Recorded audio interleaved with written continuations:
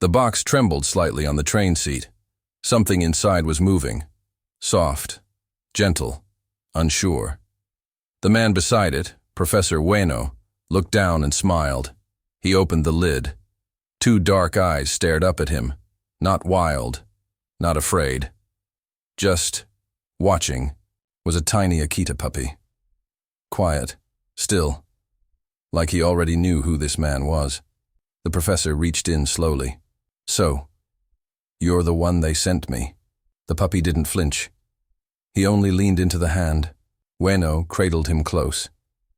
He could feel the small heartbeat pulsing against his chest. "We're going to be good friends, you and I." That night, back in Tokyo, the professor laid out a towel beside the fireplace. The little one curled up without a sound. "Your name," Ueno whispered, "will be Hachiko." The puppy blinked once, then closed his eyes. In the days that followed, something quiet and strong grew between them. Hachiko would follow Ueno from room to room, always 3 steps behind, not needing to be called, not needing praise, just there. When Ueno read his papers, Hachiko sat at his feet. When he sipped tea on the porch, Hachiko lay beside the mat. And when Ueno left the house each morning, Hachiko would walk him all the way to Shibuya Station. "Go, homeboy," Ueno would say kindly, patting his head. Hachiko never went far. He waited until the professor vanished into the crowd. Only then did he turn back. People began to notice. "That dog walks him to the station every day," one woman whispered. "They look like they've known each other forever," said another. "What?" No one saw, though, was the way Hachiko stared at the clock each afternoon. Always at the same time. He knew when to return, knew when his friend would come back. But life doesn't always stay this perfect, and the clock doesn't always bring the ones we love home. The next morning, as sunlight crept through the window, Hachiko was already awake, sitting by the door, waiting. Professor Ueno stepped out with his coat and briefcase, and there he was, tail wagging, eyes locked on him. "You're walking me again?" The professor chuckled softly. "All right, then, let's go." The streets of Tokyo were still quiet at that hour, but the sight of the man and his dog became familiar, one tall, one small, walking side by side. At Shibuya Station, Ueno bent down and touched Hachiko's head. "Go home now. I'll see you this evening." But Hachiko didn't turn until the professor disappeared into the crowd. Only then did he head back, slowly, step by step, like he knew exactly what time to return. That evening, as the station clock ticked toward 5, Hachiko was already sitting in the same spot. His ears perked up at every whistle. Every footstep made his tail twitch. And then he saw him. Professor Ueno stepped off the train, and Hachiko lit up like the sky. He ran to him, paws clicking against the stone. Ueno laughed and knelt down. "There's my boy." That moment became their ritual. Morning walks to the station, evening reunions at the same spot, always on time, always full of love. People started noticing them every day. "That's the professor's dog," a shopkeeper smiled. "Never late," said the station guard. "Smart fellow." Sometimes children would wave at Hachiko as he waited. A few offered him bits of sweet bread. He never wandered far, never chased birds or barked. Just waited. Calm, steady, eyes on the tracks. Back at home, he slept curled, near Ueno's slippers, breathing softly. Nothing was loud in their life. No drama, no fights, just routine, just love. But routines have one weakness. They make us believe they'll last forever. And sometimes we don't see the change coming until it's already too late. The morning breeze was soft, almost sweet. Cherry blossoms floated down like tiny pink snowflakes. Professor Ueno stepped out the door, briefcase in hand. Hachiko was already there, tail wagging. "Come on then," Ueno smiled, reaching down to ruffle his ears. "Same spot, okay?" They walked together toward Shibuya Station, just like every other day. The world felt calm, quiet, safe. At the station, Ueno knelt down. "I'll be back tonight, boy," he whispered. "Wait for me." And Hachiko did. He watched the train take his best friend away. Then, like always, he turned and went home. Hours passed. Birds chirped. Wind blew. Time moved gently. But something felt off. That evening, Hachiko returned to the station right on time, sitting in his usual place, ears high, eyes fixed on the platform. Trains came. Trains left. But not him. No Ueno. Hachiko stood up, looked around, then sat again. His tail stopped wagging. People passed by, some nodding, others ignoring. "Where's your friend today?" asked a kind lady with a red scarf. Hachiko didn't move. He waited until the sky turned dark. The lights above flickered on, still no sign. By now his fur was cool with dew, his eyes heavy, but he didn't go home. The station guard walked over, slowly. "Come on, buddy," he whispered. "Maybe tomorrow." Hachiko finally stood, slow and unsure, and walked back into the night alone. At home the door was shut. The slippers were untouched. The house, too quiet. But Hachiko didn't cry. He just curled beside the door again, listening, waiting. Somewhere in the wind, maybe he heard a whisper. Maybe he thought it was his voice. But the truth? Professor Ueno had collapsed at the university that morning. No warning, no goodbye, and Hachiko was still waiting for a train that would never bring him back. The next morning, Hachiko was back at the station, same spot, same stillness. His eyes locked on the platform. Rain tapped gently on the pavement, then harder. He didn't move. He just stared, like his whole world was supposed to walk off that train. One man chuckled, nudging his friend. "That dog's here again." A little boy tugged his mother's coat. "Why is he waiting, Mama?" "He's waiting for someone he loves." Hachiko didn't care about the voices, or the rain soaking into his fur. He only cared about the door that never opened. The station guard tried to coax him with food. "Come on, boy, not today." But Hachiko stayed, all day. When night fell, he walked back home slowly, head low, paws muddy. The professor's shoes still sat by the door. Hachiko sniffed them, then curled beside them, resting his head. The next day, he was there again. And the next, and the next. Soon people started noticing. Some smiled, others shook their heads. But one man, an old newspaper seller, began leaving scraps of food by the bench. "There you go, fella," he said one morning. "You've got more loyalty than most folks I know." Hachiko's tail moved slightly, but his eyes never left the tracks. Snow came. He waited. Wind howled. He waited. The seasons turned, but Hachiko didn't. Every day at the same time he was there, eyes full of hope, body full of silence. The people started whispering stories. "That dog must know something we don't. Maybe he feels his master's spirit still rides that train." And yet, no one came for him. No familiar steps, no gentle voice calling his name, just the whistle of trains, and a loyal heart breaking a little more each day. But he kept showing up, not because he had to, because he believed. Love never truly ends, and as another cold night settled in, Hachiko lay by the gate, eyes closing slowly, still listening, still waiting. Tomorrow, he'll try again. The newspaper man came again, same time as always. Only now he brought more than papers. He brought breakfast, a small rice ball, a piece of fish wrapped in paper. He bent down and placed it near Hachiko's paws. "There you go, boy," he whispered, voice warm. "Still waiting, huh?" Hachiko didn't bark. He didn't. Wah! He just looked toward the train tracks. But he ate. Slowly, gratefully. The man smiled and sat on the bench beside him, folding his old hands. "You remind me of someone I used to wait for, too." And from that day on, the two shared quiet mornings. Other workers started noticing. "That dog again?" one scoffed. "He's wasting his time." Another shook his head. "Nah, that's not waste.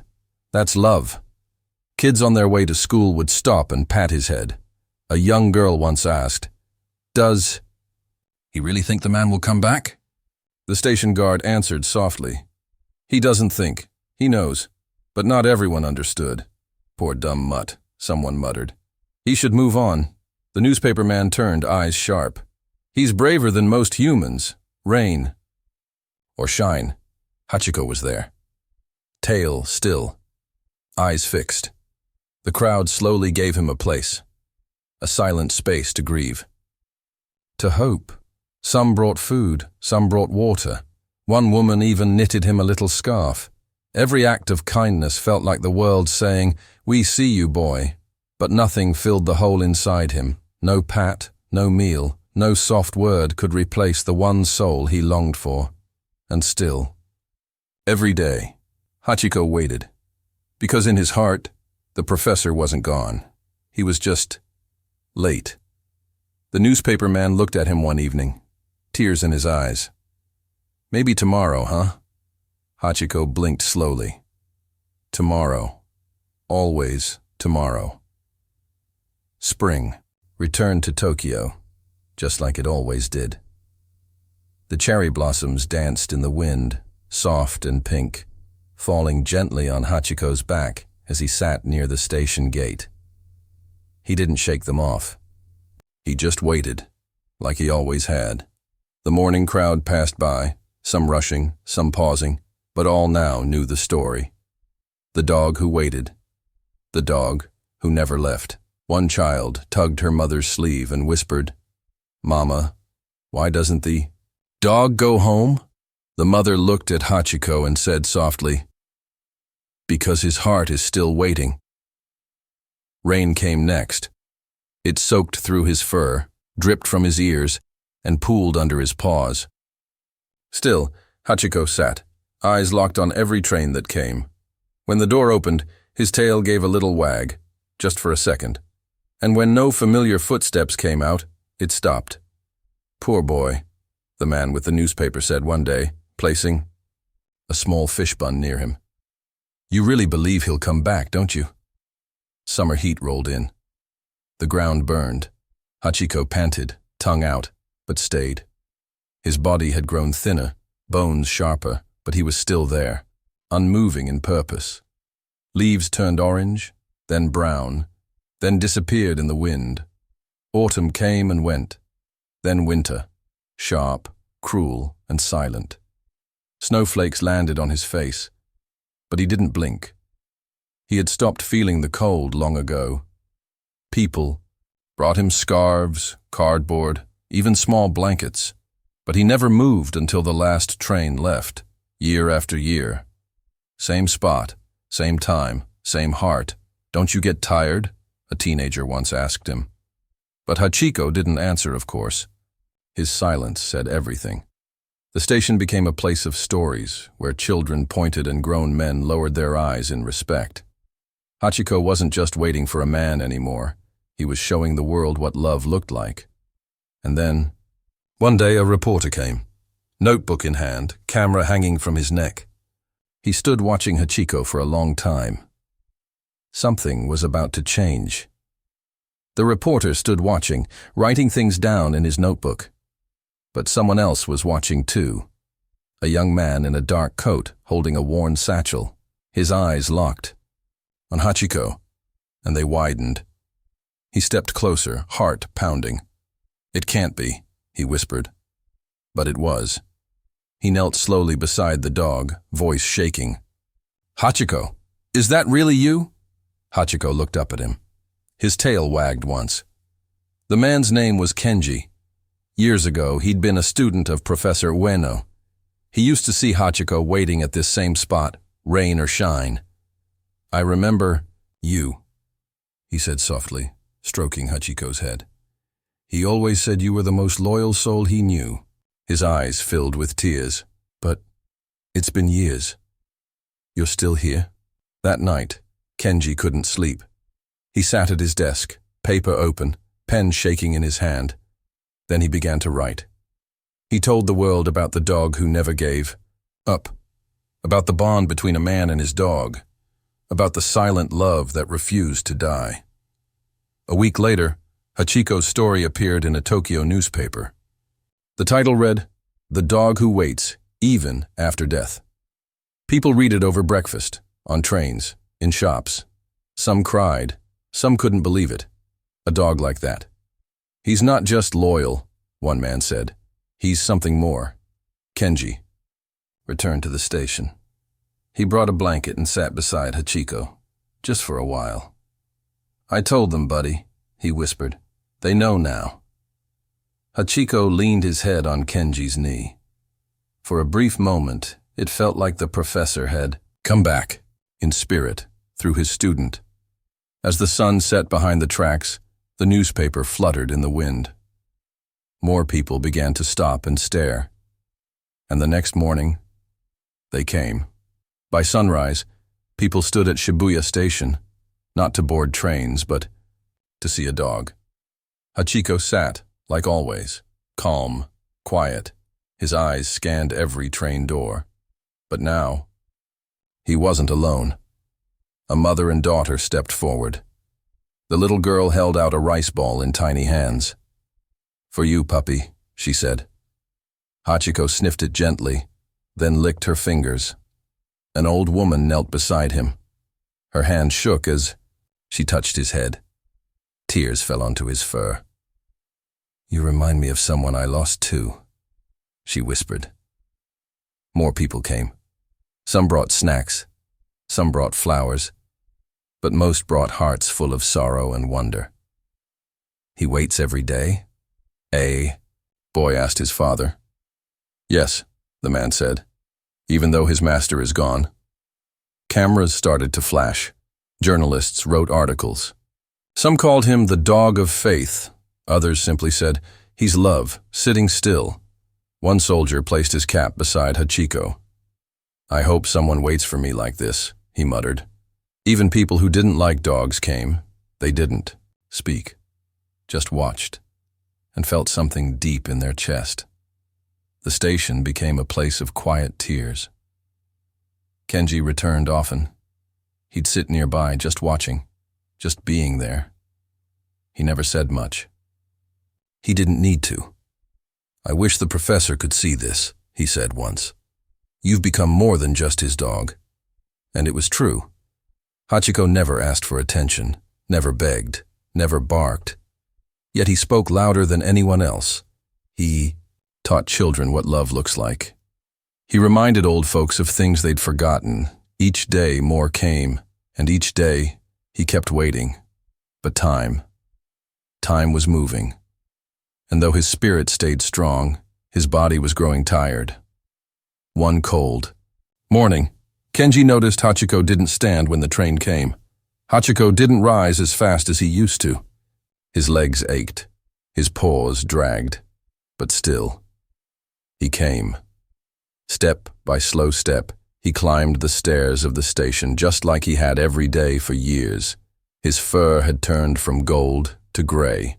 His eyes, once sharp, now looked cloudy, but they still searched every face, every train door. A worker placed a biscuit near him. "Hey, old boy," he whispered. "Still hoping, huh?" Hachiko didn't wag his tail much anymore, but he gave a quiet nod, almost like a bow. Rain came. Wind blew, leaves fell, and snow followed. The world changed all around him, but his heart stayed the same. He never barked, never begged. He only watched. People still came to see him. Children sat nearby, drawing him in their notebooks. Tourists took photos. One woman held her baby and whispered, "This dog, he teaches us something no school can." Kenji noticed the change too. Hachiko didn't hear as well. Sometimes he didn't even lift his head. "Don't give up yet, boy," Kenji said softly, stroking his back. "You've come this far." But deep down, Kenji knew time was stealing little pieces of Hachiko every day. One afternoon, a child dropped a toy. Hachiko didn't even flinch, not like before. He just stared at the tracks, blinking slowly, as if the world was getting farther away. Still, when the clock struck that familiar hour, he stood. His legs shook. His steps were slow, but he made it to his spot. He waited. Not because it was easy, not because he believed the professor would walk off the train today, but because love doesn't forget. That night, as the wind howled outside the station, Hachiko closed his eyes, and for the first time, he dreamed with a smile. The station was quiet that morning. Even the pigeons didn't flap. Hachiko lay curled near the wall, chest rising slow and soft. His breath made little clouds in the cold air. But inside his mind, the world was warm. He saw a garden full of cherry blossoms. He smelled the professor's coat again, the faint scent of ink and old books. He heard his voice, soft and kind, calling out, "Hachi, come here." Hachiko's tail gave the tiniest twitch. He remembered walking side by side with him, paws tapping beside polished shoes. The way the professor laughed when Hachiko chased butterflies. The way his hand always found the spot behind Hachiko's ear. The memories weren't sharp anymore. They came like wind, soft, gentle, floating through his heart. Kenji arrived and sat beside him. "Hey, buddy," he said. "I brought some food." But Hachiko didn't move. Kenji placed a blanket over him, brushed some snow off his back. "You dreaming again?" he whispered. "I hope it's a good one." Hachiko's ears twitched. Maybe he heard, maybe he didn't, but he looked peaceful. A little girl passed by and stopped. "Is he okay?" she asked. Kenji forced a smile. "Yeah, he's just resting." The wind picked up, carrying a single pink petal across the ground. It landed on Hachiko's paw. Kenji looked up at the sky. "It's almost spring again," he said. "Your favorite." Hachiko let out a deep breath. Slow, steady, quiet. And then stillness. No sound, no movement. But in that stillness, it felt like something gentle had arrived. Something, or someone. Kenji placed his hand over Hachiko's heart, feeling for a beat, and in the silence he whispered, "Are you walking with him now?" Snowflakes drifted through the air that morning, soft and quiet, like a whispered goodbye. Hachiko had arrived, just like always. He found his place near the gate, sat down, faced the tracks, and waited. But this time, he didn't shift. He didn't blink. He just stayed still. Kenji saw him first. "Morning, buddy," he called, walking up with warm rice in hand. "It's cold today. Eat something." But Hachiko didn't look up. Kenji paused. Something felt different. He knelt beside him, placed a hand on Hachiko's side. His fur was cold, his breathing shallow. But he was there, just barely. Others noticed. A small crowd gathered. No one spoke. They just watched. "Is he okay?" someone asked softly. Kenji nodded, but tears filled his eyes. "He's tired," he whispered. "That's all?" An old woman touched Hachiko's ear. "You've waited long enough, haven't you, sweetheart?" Hachiko's ears twitched at her voice. His body didn't move, but his heart, it was still listening. The station worker who had fed him for years came forward, eyes wet. He knelt beside Hachiko, rested his hand on the dog's paw, and said, "You waited long enough, boy." Snow gathered on Hachiko's back, but no one brushed it away. It felt gentle, like the world was tucking him in. Trains came and went, but the station had never felt this quiet, this still. A little boy placed a flower beside him. "He's a hero," he whispered, and in that moment, everyone agreed. They didn't need words. They didn't need music. just silence and love. Kenji stayed by his side as the sky turned gray, and even as the wind howled and the cold bit harder, Hachiko didn't move, because he was still waiting. Even now. Even here. The next morning, the bench near the gate sat empty. Hachiko was gone. But he had left something behind, something bigger than fur or paw prints. News of his passing spread fast. Papers printed his story. Radios whispered it in soft voices. And across Japan, hearts broke. A photo of Hachiko, sitting in the snow, ran on the front page. People stopped in the streets to read it. At the station, silence fell. Crowds gathered. Children came with rice balls. Old men stood with heads bowed. Women cried softly behind handkerchiefs. He never gave up, someone said. A school teacher brought her class. She pointed to the gate and said, "This is where love waited." Kenji didn't speak much that day. He stood near the wall, arms crossed, eyes red. He held Hachiko's old blanket in his hands. He'd washed it the night before, folded it neatly. Couldn't bear to let it go. He just wanted one thing, Kenji whispered, to see his friend again. A monk passed by and whispered a prayer. "May his spirit find peace," he said. Even the trains slowed down that day. Just a little. As if bowing their heads as they pulled into the station. No music played, no horns blew, just snow falling, and people remembering. One girl placed a drawing near the gate. It showed Hachiko beside the professor, walking together. Through clouds. "He's home now," she said, and deep in their hearts, everyone knew she was right. No one told Hachiko to wait. He chose to. Not for food, not for praise, but for love. And that kind of love doesn't die. It just finds a new way to be seen, and soon it would stand tall for the world to remember. 1 year later, the people gathered again. But this time, it wasn't to cry. It was to honor. Right in front of the station gate, Hachiko's gate, a bronze statue stood. Shining, strong, still. It looked just like him. Ears up, eyes forward, ready. Kenji stood in the crowd, holding a photo of the real Hachiko. "They got him right," he whispered, smiling through tears. They really did. Children ran up to the statue, touching its paws. Some bowed. Others laid flowers. An old woman placed a rice ball beside it. "He always loved these," she said. Even the weather seemed to pause. The sun broke through the clouds. Warmth touched every face. A man in a suit stepped up to speak. "This isn't just a statue," he said. "It's a lesson, for all of us." People nodded. Some held hands. Others closed their eyes. They remembered.